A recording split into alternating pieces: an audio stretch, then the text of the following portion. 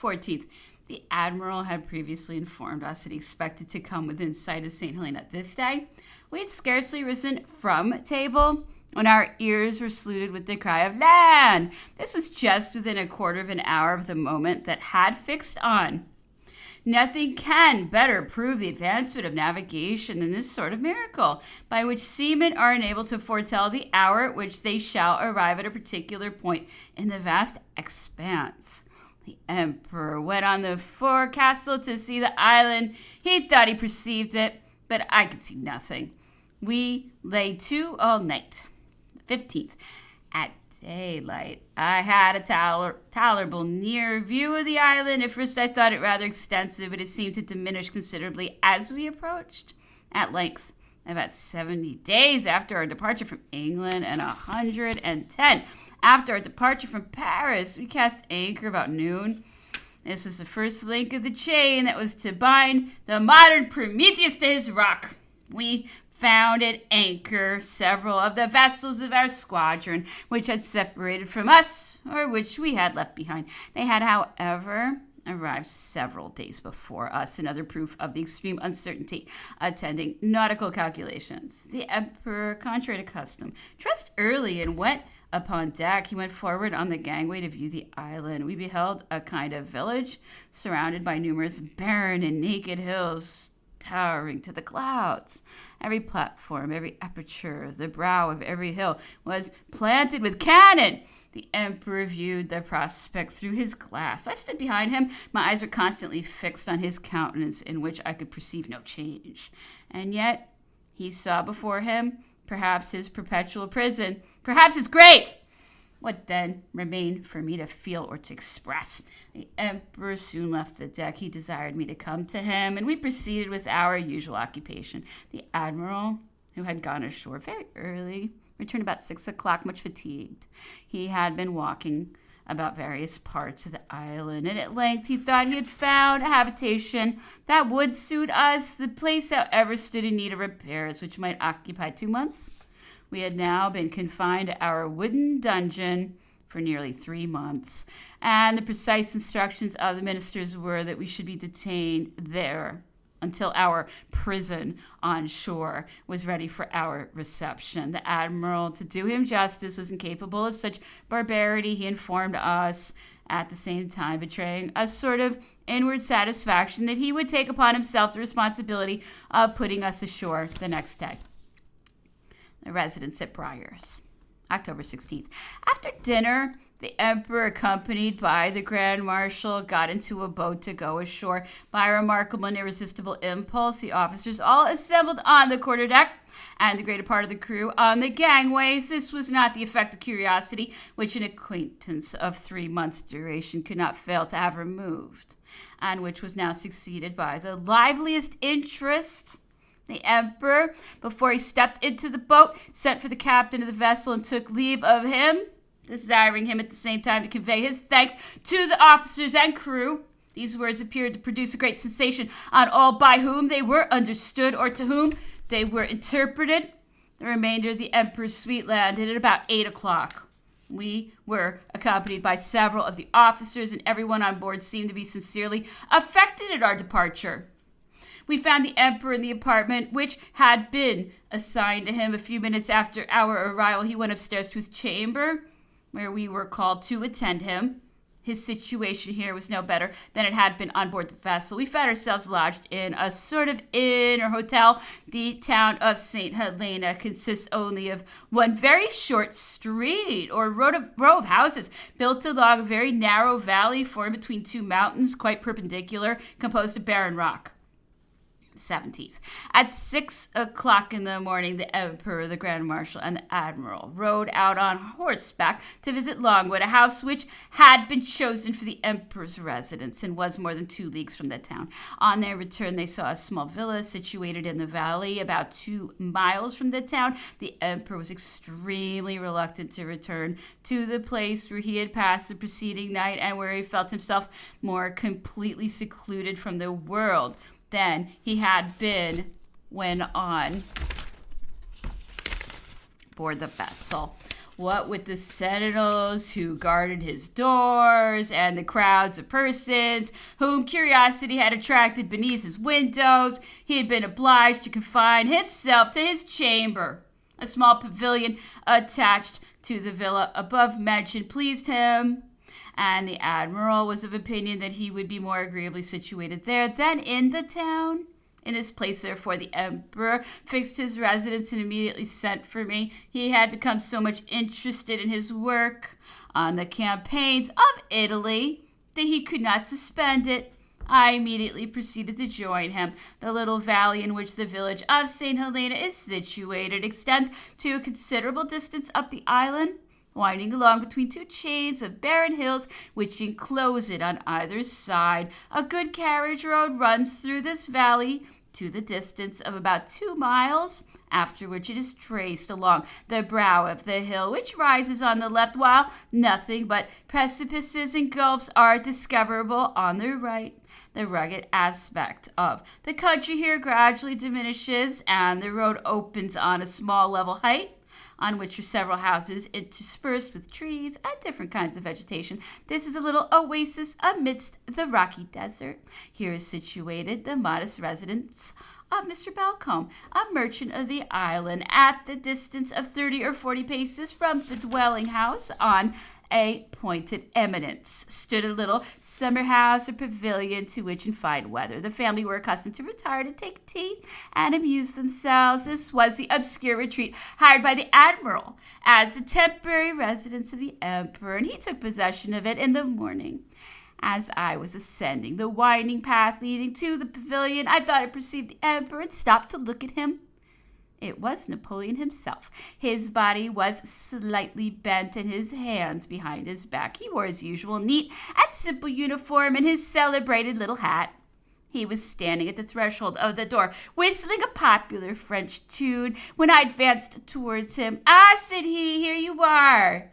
Why have you not brought your son?" "Sire," I replied, "the respect, the consideration I owe you prevented me." "You cannot do without him," continued he. "Send for him."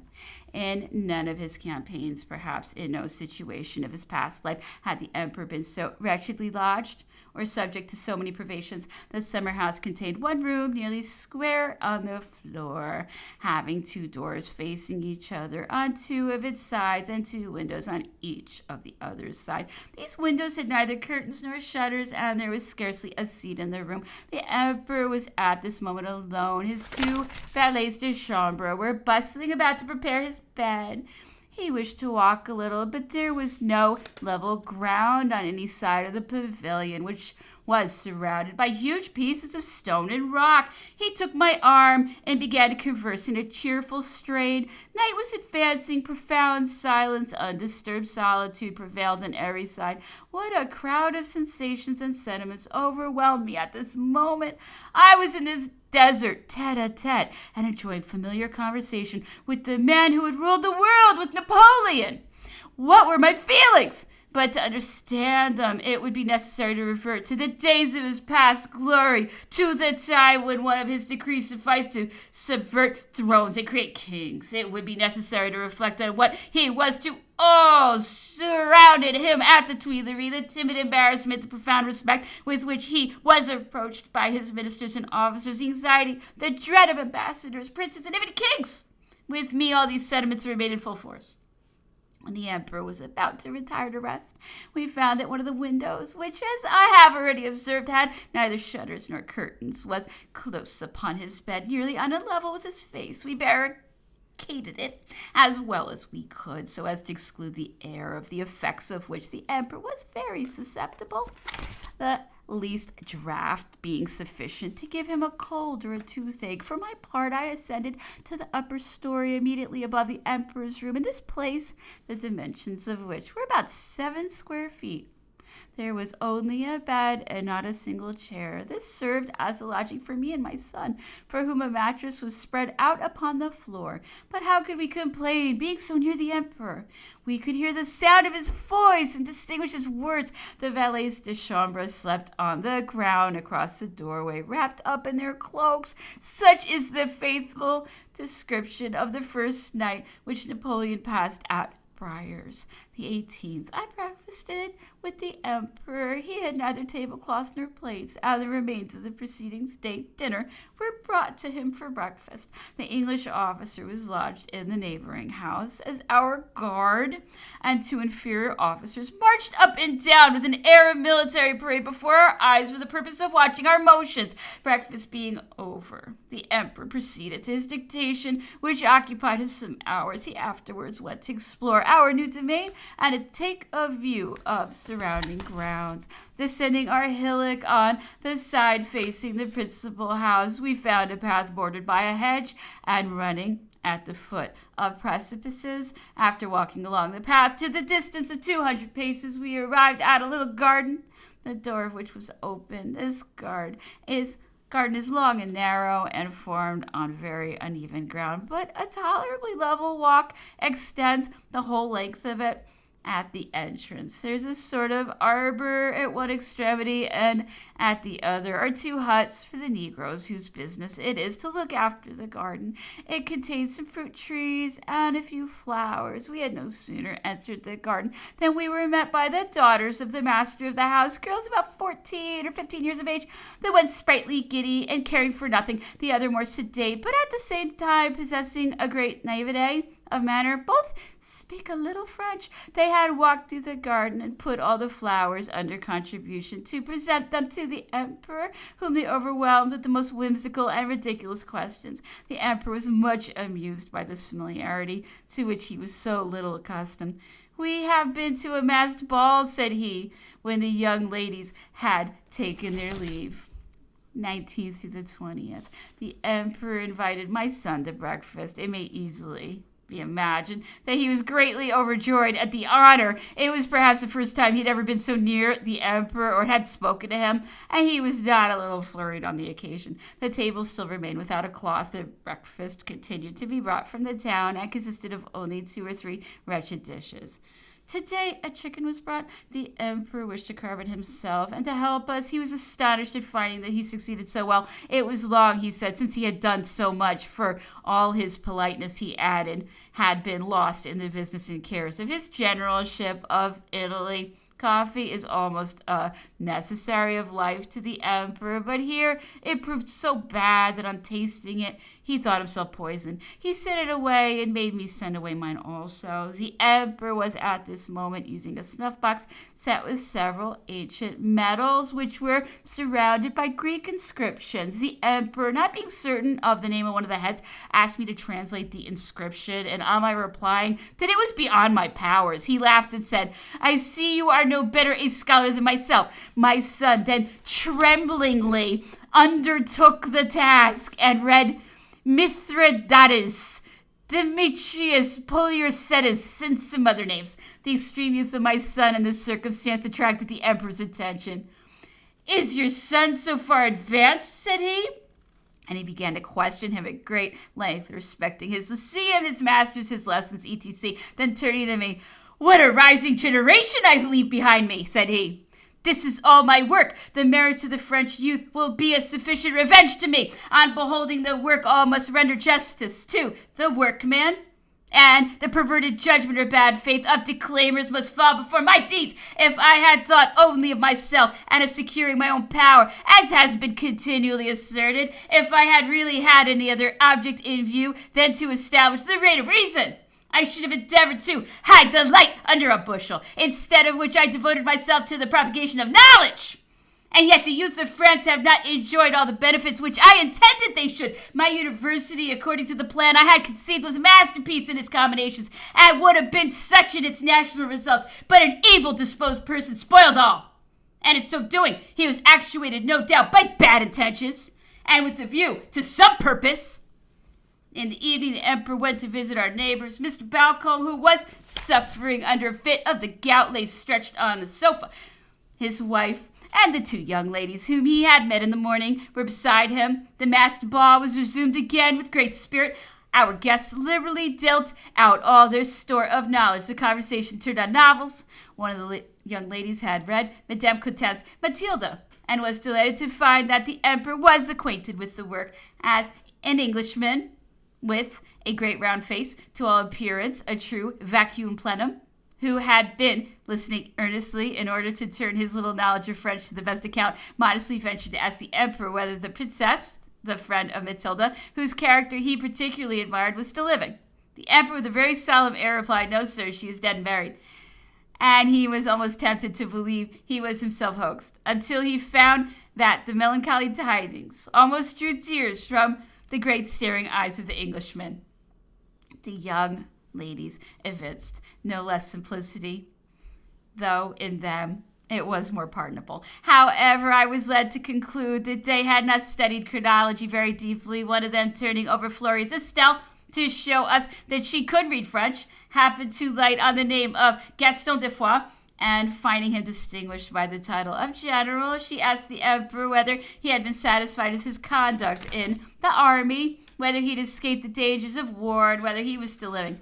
The 21st. In the morning, the admiral came to visit the emperor. He knocked at the door, and had I not been present, the emperor must have been reduced to the alternative of opening it himself or suffering the admiral to wait on the outside. All the scattered members of our little colony likewise came from the town, and we were for a short time collected together. Each described the wretchedness of his situation and received the sympathy of the emperor. The 23rd through the 24th. The English ministers, in violating the rights of hospitality to which we had trusted with such implicit confidence, seemed to have omitted nothing adapted to make us feel this violation the more bitterly, by banishing us to the farthest extremity of the world and reducing us to every kind of privation and ill treatment. They wish to make us drain the cup of misery to the very dregs.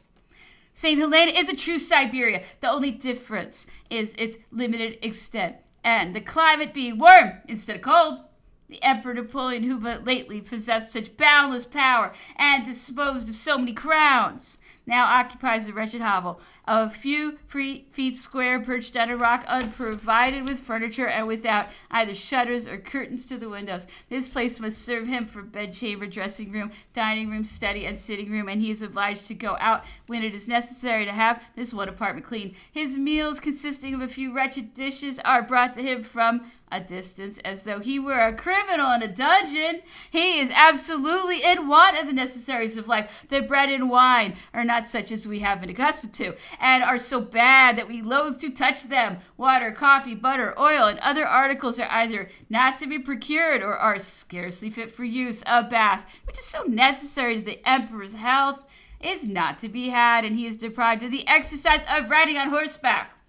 His friends and servants are 2 miles distant from him and are not suffered to approach his person without being accompanied by a soldier. They are deprived of their arms and are compelled to pass the night at the guardhouse. If they return beyond a certain hour, or if any mistake occur in the passage, which happens almost daily, thus on the summit of this frightful rock, we are equally exposed to the severity of man and the rigor of nature. How easy would it have been to procure us a more suitable retreat and more courteous usage, assuredly, if the sovereigns of Europe decreed this exile. Private enmity has directed its execution. If policy alone dictated this measure as indispensable, would it not have been essential, in order to render the fact evident to the world, to have surrounded with every kind of respect and consideration the illustrious victim, with regard to whom it had been found necessary to violate law and principle? We were all assembled round the emperor, and he was recapitulating these facts with warmth. For what infamous treatment are we reserved, he exclaimed. This is the anguish of death. To injustice and violence they now add insult and protracted torment. If I were so hateful to them, why did they not get rid of me? A few musket balls in my heart or my head would have done the business, and there would have at least been some energy in the crime. Were it not for you, and above all for your wives, I would receive from them nothing but the pay of a private soldier. How can the monarchs of Europe permit the sacred character of sovereignty to be violated in my person? Do they not see what they are? With their own hands, working their own destruction at St. Helena. I entered their capitals victorious, and had I cherished such sentiments, what would have become of them? They styled me their brother, and I had become so by the choice of the people, the sanction of victory, the character of religion, and the alliances of their policy and their blood. Do they imagine that the good sense of nations is blind to their conduct? And what do they expect from it? At all events, make your complaints, gentlemen. let indignant Europe hear them. Complaints from me would be beneath my dignity and character. I must command or be silent. Next morning, an officer, opening the door, introduced himself without farther ceremony into the emperor's room where I was engaged with him. He had come, however, with good intentions. He was the captain of one of the small vessels which had formed our squadron. He was now about to return to Europe and came to inquire whether the emperor had any commands. Napoleon immediately recurred to the subject of our conversation on the preceding evening and, becoming animated by degrees, gave utterance to sentiments of the loftiest and most energetic character, which he charged him to communicate to the British government. I interpreted what he said in the same spirit and with great rapidity. The officer seemed astonished at what he heard and left us with the promise punctually to fulfill his commission, but he could not have described the expression and particularly the tone of which I was a witness. The emperor, however, directed me to make a memorandum of what he had said, which the officer must have found very feebly expressed compared with what he had just heard. The note was as follows. Memorandum. The emperor desires by the return of the next vessel to receive some account of his wife and son and to be informed whether the latter is still living. He takes this opportunity of repeating and conveying to the British government the protestations which he has already made against the extraordinary measures adopted towards him. First, that government has declared him a prisoner of war. Emperor is not a prisoner of war. His letter to the Prince Regent, which he wrote and communicated to Captain Maitland before he went on board the Bellerophon, sufficiently proves to the whole world the resolutions and the sentiments of confidence which induced him freely to place himself under the English flag. The Emperor might, had he pleased, have agreed to quit France only on stipulated conditions with regard to himself, but he disdained to mingle personal considerations with the great interest with which his mind was constantly occupied. He might have placed himself at the disposal of the Emperor Alexander, who had been his friend, or of the Emperor Francis, who was his father-in-law, but confiding in the justice of the English nation, he desired no other protection than its laws afforded. And renouncing public affairs, he saw no other country than that which was governed by fixed laws, independent of private will. Second, had the emperor really been a prisoner of war, the rights which civilized governments possess over such a prisoner are limited by the law of nations and terminate with the law and the war itself.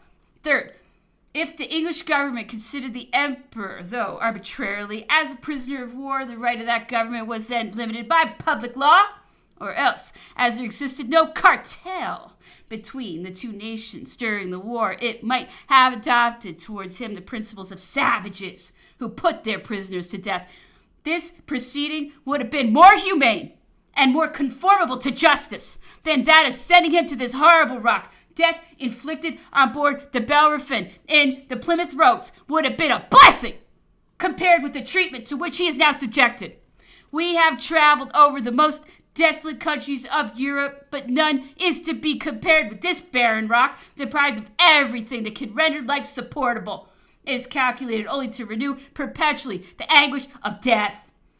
The first principles of Christian morality, and that great duty imposed on man to pursue his fate, whatever it may be, may withhold him from terminating with his own hand a wretched existence. The emperor glories in being superior to such a feeling, but if the British ministers should persist in their course of injustice and violence towards him, he would consider it as a happiness if they would put him to death. The vessel which sailed for Europe with this document was the Red Pole, Captain Desmond. The reader must pardon the insipid monotony of our complaints. They will be found to be always the same, no doubt, but let it be remembered how much more pain must have been felt in repeating them than can possibly be expressed in their perusal. The 25th to the 27th, the emperor dressed very early. He took a short walk out of doors. We breakfasted at 10 o'clock. He walked again, and then we proceeded to business. I read to him what he had dictated on the preceding evening and which my son had copied in the morning.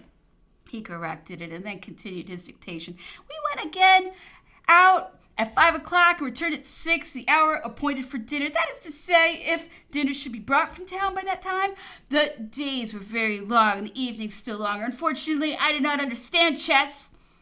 At one time, I had an idea of studying it by night, But where can I find a teacher? I pretended to a little knowledge of piquet, but the emperor soon discovered my ignorance. He gave me credit for my good intentions, yet he gave up playing. Want of occupation would sometimes lead him to the neighboring house where the young ladies made him play at whist. But his more usual practice was to remain at table after dinner and to converse sitting in his chair, for the room was too small to admit of his walking about. One evening he ordered a little traveling cabinet to be brought to him, and after minutely examining every part of it, he presented it to me, saying, I have had it in my possession a long time. I made use of it on the morning of the Battle of Austerlitz. It must go to young Emmanuel, said he, turning to my son. When he is 30 or 40 years old, we shall be no more. This will but enhance the value of the gift. He will say when he shows it, the Emperor Napoleon gave this to my father at St. Helena.